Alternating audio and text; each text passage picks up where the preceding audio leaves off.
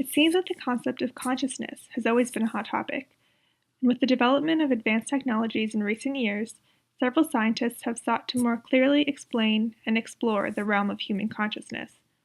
It turns out, as one might imagine, that's a pretty complicated subject matter. A study from the Max Planck Institute for Human Cognitive and Brain Sciences in Germany hoped to distinguish whether decision-making is conscious or unconscious in nature. The results have indicated that, despite what we may want to believe, decision-making is often an unconscious activity. The researchers used a brain scanner to investigate what happens in the human brain moments before a decision is made. In the study, published in Nature Neuroscience, participants could freely decide if they wanted to press a button with their left or right hand. The aim of the experiment was to find out what happens in the brain in the period just before the person felt the decision was made.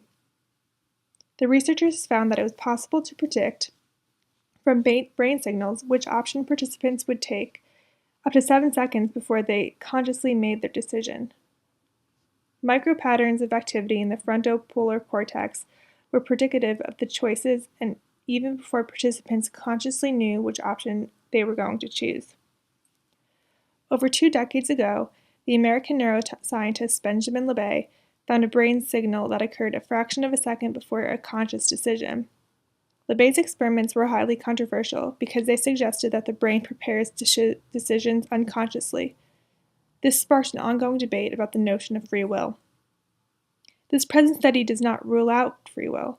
Instead, it simply shows that decisions are unconsciously prepared much longer ahead of time than previously thought. Much more is required before the human unconscious can be unveiled and understood in its entirety.